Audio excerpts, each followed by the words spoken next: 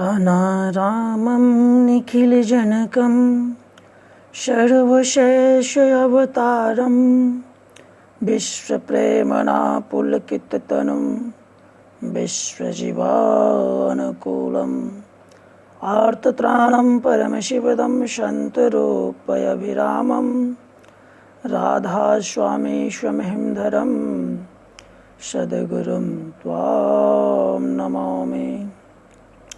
नमामि श्रीमहालक्ष्मी खोडशिकान्तसुन्दरं श्रीमन्तम् अनुकूलं त्वां श्रीमन्मोहिनी सूतम्। परम दयाल भगवान श्री ठाकुर अनुकूल चंद्र जगत जननी श्री श्री वर्मा, प्रधानाचार्य श्री श्री वर्धा, वर्तमान आचार्य श्री दादा, सभी सत्संग वृंद, माताएं एवं बंधु, जय गुरु। तो सबसे पहले सभी गुरु भ्राता एवं गुरु माताओं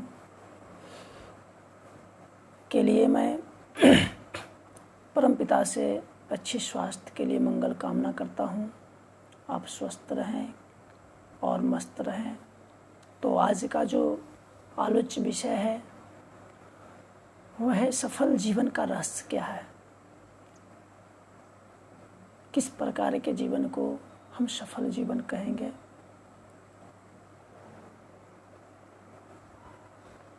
तो कुछ ऐसी ही बातों पर हम चर्चा करेंगे। तो जीवन को सफल बनाने के लिए सबसे पहला चीज है वह है हमें जगने की प्रोसेस में हमें जाना होगा। जब तक हम जगेंगे नहीं तब तक हम जो है सफल जीवन जी नहीं पाएंगे। हर हाल में, हर परिस्थिति में हमें सबसे पहले जगने की ज़रूरत है। और जिस क्षेत्र में हम सफल होना चाहते हैं उस क्षेत्र को बेहतरीन जानकारी होने की ज़रूरत है। क्योंकि आज कोई भी कहीं भी किसी भी क्षेत्र में सफलता पाया है, संतुष्ट जीवन जी रहा है, खुशियों से रह रहा है, उसका मूल चीज़ है कि उन्होंने अपने जीवन को जाना, अपने जीवन को पहचाना और अपने जीवन में क्रांतिकारी परिवर्तन लाया, जिसका परिणाम है कि वह उनका जीवन सफल जीवन बन पाया, उनका जीवन सुखद जीवन बन पाया, उनका जीवन आनंदमय जीवन बन पाया। तो ऐसे व्यक्ति के जीवन में सबसे बड़ी चीज़ आप अगर देखेंगे एक सफल व्यक्ति के जीवन में, तो सबसे पहले चीज़ है उसके अंदर रिस्पॉन्सिबिलिटी होती है। रिस्पॉन्सिबिलिटी मतलब क्या? जिम्मेदारियां होती है। वह जिम्मेदार व्यक्ति होते हैं। जैसे गांधी जी के जीवन को आप सफल जीवन कह सकते हैं। तो उन्होंने जब अदर कंट्री में पढ़ रहा था, बैरिस्टर की तैयारी किया और जब यहाँ आया इंडिया तो उनका लक्ष्य था कि कुशल बैरिस्टर बनकर रहें। लेकिन उनके जीवन में ये क्या कहते हैं, गोपाल कृष्ण गोखले का प्रवेश होता है और उन्हें एक दिशा निर्देश करते हैं। जो व्यक्ति के पास कई जोड़ा कोट पैंट होगा, कई जोड़ा जूता था, कई जोड़ा चश्मा था, मतलब लाइफ स्टाइल एक अलग ढंग का था और उस चीज़ को उन्हें त्यागना पड़ा और एक धोती कुर्ता में आना हुआ। और उनके मार्गदर्शन में जब उन्होंने काम किया तो देश की आज़ादी हो पाया। और देश की आज़ादी में उन्हें 1-2 वर्ष नहीं लगा।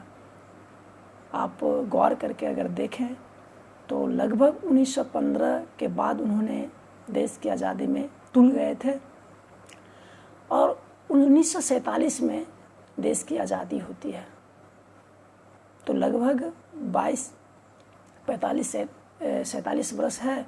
उधर आप जोड़ लीजिए 27 और 5 32 वर्ष लगभग लग गया। तो हर एक सफलता में समय लगती है। कोई भी सफलता यूं ही लोगों को नहीं मिल जाता है। तो हर एक क्षेत्र में हमें जो है धैर्य के साथ वर्क करने की ज़रूरत पड़ती है, सही दिशा में मेहनत करने की ज़रूरत पड़ता है, तब एक व्यक्ति का जीवन सफल होता है, सुखमय होता है, आनंदमय होता है। तो सबसे बड़ी ज़रूरत है सफल व्यक्ति बनने के लिए एक अच्छी संस्कार की। और जब अच्छे संस्कार आपके अंदर आ जाती है तो आप किसी भी चीज़ को अच्छे ढंग से करने की कोशिश करते हैं। कोई भी चीज़ आप हाथ में लेते हैं तो उसको यूं ही नहीं छोड़ते हैं, उसके आदि अंत को जानते हैं, उसको समझते हैं, और जब वो उसको समझ लेते हैं तो अपने हाथ में लेते हैं और रिस्पॉन्सिबिलिटी के साथ, जिम्मेदारी के साथ, दृढ़ संकल्प के साथ, निश्चित इरादा के साथ उसमें तन्मयता से लग जाते हैं। आज गौर करके देखें, कोई हम लोग ठाकुर जी के शिष्य हैं और कोई ऋत्विक देवता है और उनकी बात आपको बहुत अच्छी लगती है, आप गौर से उनकी बात सुनते हैं। कोई याजक देवता है, उनकी बात आप गौर से सुनते हैं। उसके पीछे अगर गौर करके देखें तो यजन का कमाल है। उन्होंने यजन किया, उन्होंने अपने आप को जगाया, ठाकुर जी की आइडियोलॉजी को अच्छा से पढ़ा, अन्यान पुस्तक को भी पढ़ा, सत्संग में भाग लिया, उसके बाद और आचार्य देव जो उनको कहा, हर एक चीज़ को रिस्पॉन्सिबिलिटी लिया, हर एक चीज़ को कंधे पर लेकर चला। तो आज उनकी बात सुनते हैं तो आपको अमृत तुल्य लगता है। आप चाहते हैं कि नहीं, वह जो कह रहे हैं वह करना चाहिए। तो अन्यान हर एक व्यक्ति का जीवन, आप जिनका भी बात आपको अच्छा लगता होगा, आप जिनकी बात तन्मयता से आप सुनते हैं, एकाग्रता से सुनते हैं, उसके पीछे अगर गौर करके देखेंगे तो वह एक जिम्मेदार व्यक्ति आपको निकलेगा, समझदार व्यक्ति मिलेगा। तो आप भी सफल जीवन जी सकते हैं, आप भी जिम्मेदार व्यक्ति बन सकते हैं, आप भी कुशल बन सकते हैं, बशर्ते कि जीवन को आपको सही रूप से समझने की जरूरत है। और जब तक हम किसी भी चीज़ को हल्के में लेते रहेंगे तब तक हमारा जीवन हल्का होते जाएगा। चाहे आपका पारिवारिक मैटर हो, परिवार में अगर आप रिस्पॉन्सिबिलिटी नहीं ले रहे हैं तो आपका परिवार बिखर जाएगा। आप किसी काम को हाथ में लिए हैं, उसको आप सही से नहीं कर रहे हैं, वह काम बिगड़ जाएगा। तो जो कोई भी किसी भी क्षेत्र में आज सफल है, उसका परिणाम है कि वह प्रोसेस में आया कि कैसे उस क्षेत्र में हम सफल होंगे। उन्होंने वह सारी काम किया जो करने योग्य था, जो करणीय था उसको बाज करके नहीं चला, क्योंकि बिना किए हम कुछ पा ही नहीं सकते हैं। हर जगह हमें कर्म करना पड़ता है। अगर थाली आगे में आ जाए, वहाँ भी अगर चुपचाप आप बैठे रहें तो भोजन मुंह में नहीं जाएगा। अगर भोजन भी मुंह में ले लेते हैं तो उसको चबाते नहीं हैं और उसको निगलते नहीं हैं तो अंदर नहीं जाएगा। तो हर जगह कर्म करने की जरूरत पड़ता है। और मेरे गुरुजी कहते हैं कि doing is the getting off mother, करना ही पाने की जननी है। जब तक हम करेंगे नहीं तब तक पाएंगे नहीं। तो किसी भी क्षेत्र में आप चाहते हैं कि अपने आप को महारथी हासिल करना, अपने आप को कौशलता का वास्तविक प्रदर्शन करना, उस क्षेत्र में अपने आप को सफल बनाना, उस क्षेत्र के आप टीचर बनना चाहते हैं, उस क्षेत्र का योग्य व्यक्ति, तो सबसे पहले उस क्षेत्र को बारीकी से समझें। आप नहीं समझ रहे हैं तो उस क्षेत्र का पुस्तक का अध्ययन करें। वैसे व्यक्ति जो उस क्षेत्र में सफल हो गए हैं, कोई भी क्षेत्र हो, हम एक ही क्षेत्र की बात नहीं कर रहे हैं, कोई भी क्षेत्र, जो क्षेत्र आप चूज किए हैं और उस क्षेत्र में चाहते हैं कि अपने जीवन को शिखर तक ले जाएंगे, अपने जीवन को एक नई दिशा देंगे, तो उस क्षेत्र की वास्तविक जानकारी आपके पास होनी चाहिए।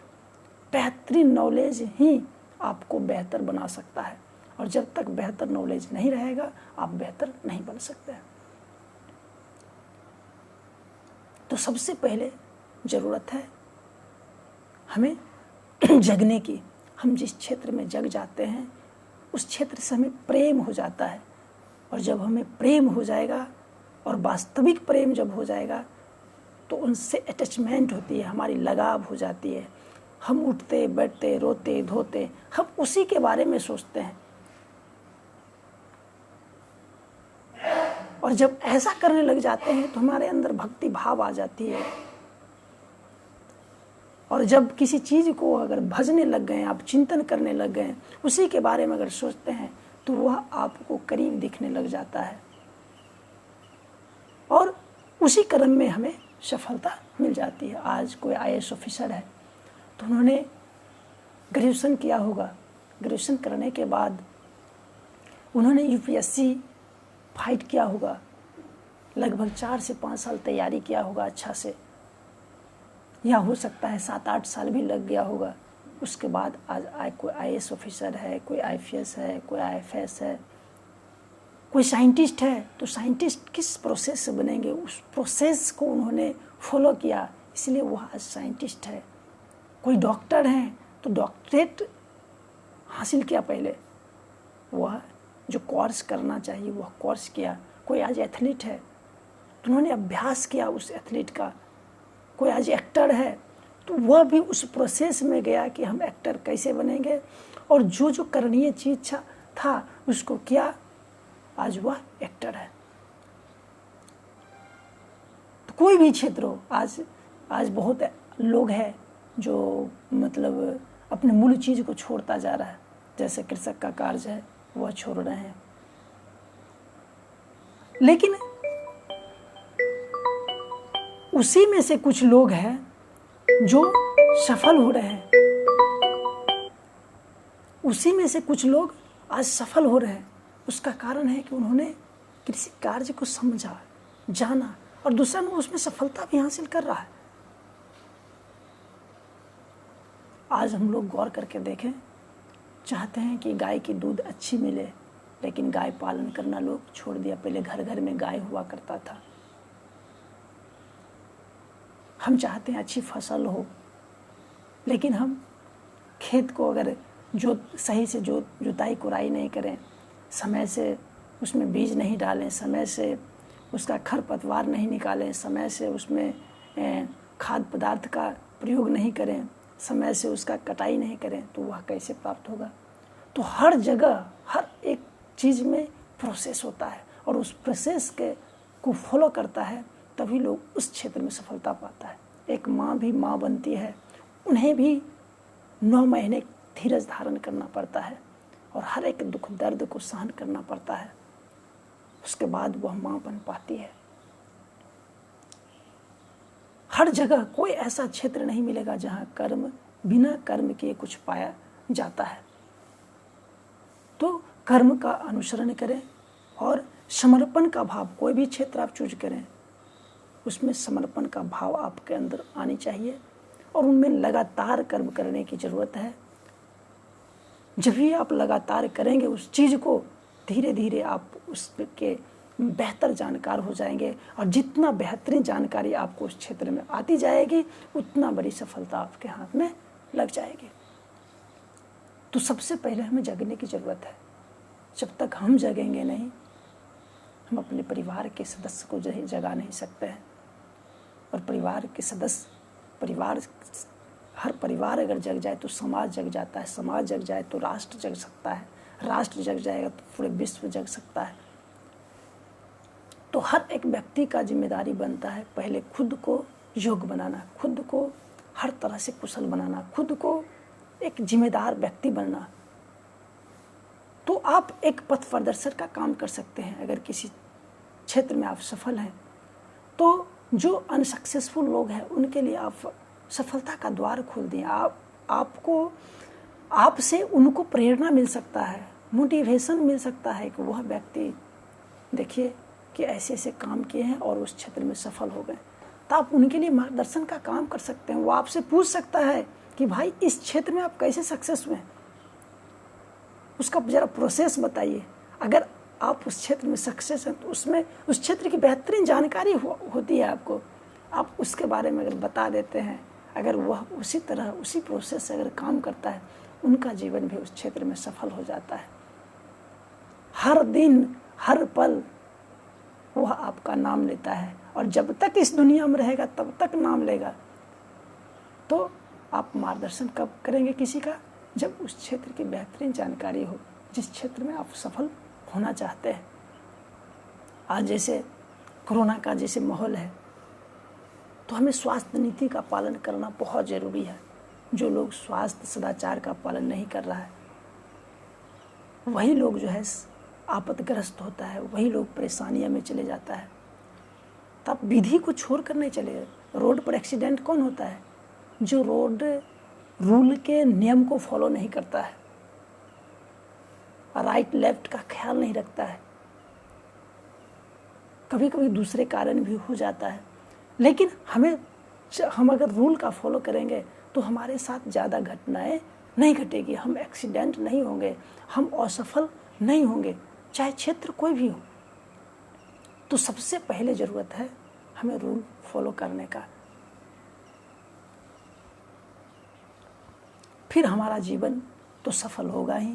अन्य का जीवन, आज बहुत लोग ऐसे मिलेंगे जो हर चीज़ में आपको निगेटिव ढूंढ कर बताएंगे, हर चीज़ में आपको कमी दिखाएंगे। कोई ऐसा बात नहीं बोलेंगे जो आपको रुचे, जो आपको इंटरेस्टेड करे। तो ऐसे लोग जो हर चीज़ में कमी ढूंढता है, जो हर चीज़ में गलतियां ढूंढ रहा है, जो पूरा नकारात्मक सोच के हैं, उस व्यक्ति से हम कहेंगे बिल्कुल हट कर रहे हैं।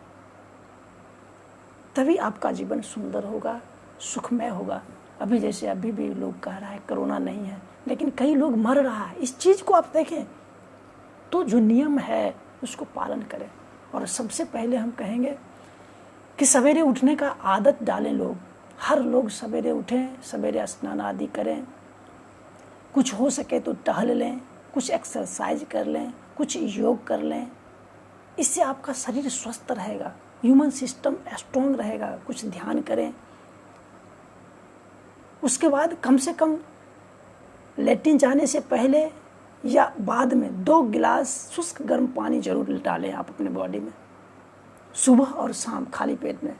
ये आपके लिए बहुत ही फायदेमंद चीज़ है। अगर लेटिन जाने से पहले अगर लेते हैं तो और भी बेहतर होगा आपके लिए। नहीं होता है तो उसके बाद भी आप ले सकते हैं, जो आपको आपके स्वास्थ्य के लिए बहुत ही फायदेमंद होगा। उसके बाद खाना भी 2 टाइम का, अगर जो 2 वक्त का खाते हैं उस टाइम भी शुष्क गर्म पानी ही लें, तो आपकी जठर अग्नि जो है वह मतलब धीमा नहीं पड़ेगा। जठर अग्नि, हम लोग पानी जो है खाते वक्त ढेर सारा पी लेते हैं, वह नहीं पीना है। खाना खाने कहा जाता है आधा घंटा बाद पिए, लेकिन हल्का हल्का गर्म पानी अगर पीते हैं तो जठर अग्नि की जो आग है वह प्रज्वलित रहेगा और आपके भोजन की पाचन क्रिया है उसको मजबूत बनाता है। और सबसे बड़ी चीज़ है, आज जितना भी बीमारी का जो कारण है सब कारण है, मेन कारण है खान पान। अपने खान पान में सुधारें। कोई आदमी आज बवासीर से ग्रसित हो गया है, ऑपरेशन की नौबत आ गई है, कैंसर की नौबत आ गई है। उसका कारण है क्या? कुछ नहीं कारण है, तेल मसाला ज़्यादा यूज करना आरंभ कर दें। हम खाते हैं किस लिए? कि हमारा शरीर स्वस्थ रहे। अगर आप खा रहे हैं जो उन चीज़ को, अगर शरीर स्वस्थ ही नहीं रहे तो उस खाना से हमें क्या लाभ बताइए? तो तेल मसाला का ज़्यादा सेवन नहीं करें। बच्चों और बूढ़े व्यक्ति को कोशिश करें ज़्यादा तेल मसाला नहीं खिलाएं, ज़्यादा क्या कहते हैं छना हुआ सामान ज़्यादा उनको नहीं दें। क्योंकि एक छोटी सी उदाहरण दे देता हूँ। 2 बर्तन आप ले लीजिए और उसमें एक परोठा रख दीजिए पानी में डाल करके, एक में रख दीजिए सादा रोटी, और 1 घंटे बाद अगर उसका परिणाम अगर आप देखेंगे तो देखेंगे जो सादा रोटी है वह गल चुका है, लेकिन जो परोठा है वह गलता नहीं है। तो हमारे लीवर सिस्टम को बहुत स्ट्रगल करना पड़ रहा है। आपका लीवर सिस्टम समझिए कि ब्रेन का सेकेंड ब्रेन ये है लीवर सिस्टम। ये भी तंत्रिका तंत्र से जुड़ा चीज़ है। और लीवर सिस्टम ठीक है तो आपको कोई रोग नहीं हो सकता है, आप बिल्कुल ठीक रह सकते हैं। क्योंकि हर चीज़ को विटामिन्स, मिनरल्स, जो भी आवश्यक चीज़ है यह लीवर सिस्टम ही पहुंचाता है। आँख अगर आपका ठीक है, विटामिन ए वहाँ पहुंचाता है। किसी को कटलेग का प्रॉब्लम नहीं है, गठिया नहीं है, वहाँ तक जो है आपको कटलेग कैसे बनेगा वहाँ पहुँचाता है। इसलिए आप एक गठिया से पेशेंट नहीं है। किसी को डायबिटीज़ नहीं है, उसका कारण है कि आपके शरीर में वास्तविक रूप से इंसुलिन बन रहा है, आपका बीटा सेल ठीक है। तो हर चीज़ जो है, जो कुछ भी है हमारे शरीर में, वह सारी जो क्रिया कर रही है, हम लोग जस्ट अपोजिट जब उसमें देते हैं, उसके बाद ही हम अस्वस्थ होते हैं। तो अपने लीवर सिस्टम को प्राय स्ट्रॉन्ग रखें। और कैसे स्ट्रॉन्ग रहेंगे? अरे सादा भोजन ही खाएंगे, लेकिन अगर हम स्वस्थ हैं तो वही ना बेहतर है। वैसे भी हम लोग जो आज खाना भोजन जो ले रहे हैं, सब पेस्टिसाइड के युक्त ले रहे हैं, केमिकल के द्वारा ले रहे हैं, खाद के द्वारा ले रहे हैं। तो उसकी जो गर्मी है, आज गैस्ट्रिक का शिकार इतना लोग क्यों हो गए? और महिलाएं तो 35 वर्ष के बाद गैस्ट्रिक का शिकार हो ही जाता है। आज कम उम्र के व्यक्ति को भी गैस्ट्रिक होना स्टार्ट हो गया। क्यों? ये खान पान है हमारा बेहतर नहीं है।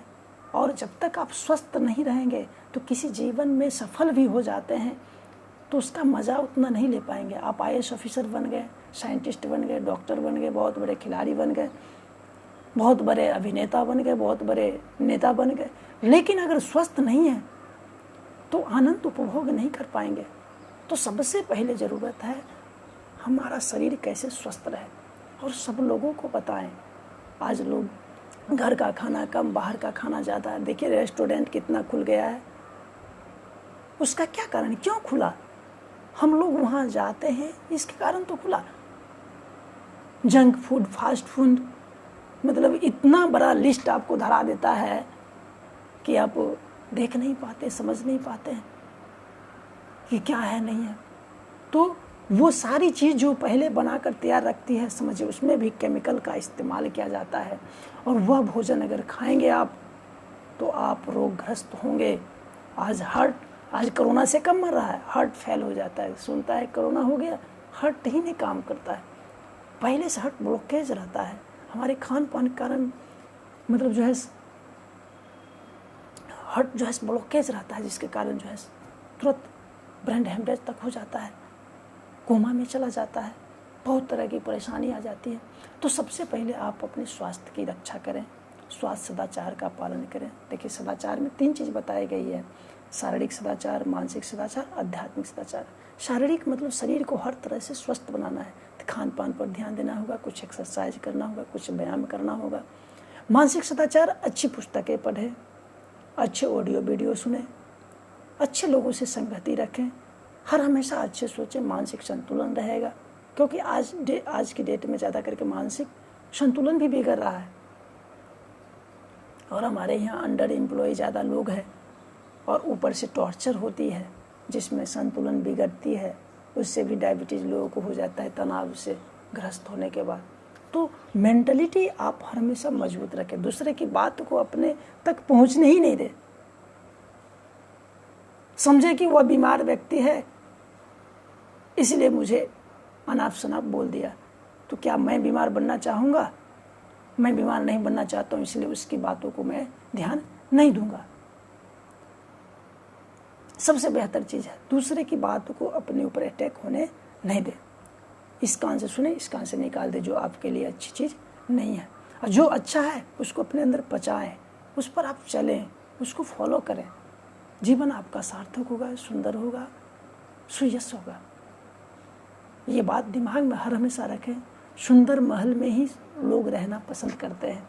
तो ये शरीर भी सुंदर रहेगा तो आत्मा जो रूपी जो चीज़ है वह भी इसमें रहना पसंद करेगा। नहीं तो कहेगा यहाँ से चलो, यहाँ पर खटपटी है। आप गौर करके देखें ना, आप कहीं काम कर रहे हैं, अगर आपको टॉर्चर की जा रही, परेशानी की जा रही, कहते हैं कि यहाँ से चलो हटो, नहीं रहेंगे हम। तो जो आपके साथ होती है, इस बॉडी में भी जो बैठा हुआ लोग है जो है, वह भी कहता है इसके जीवन में मैं रहना चाहूँगा। तो स्वस्थ जीवन सबसे सुंदर जीवन है, सार्थक जीवन है।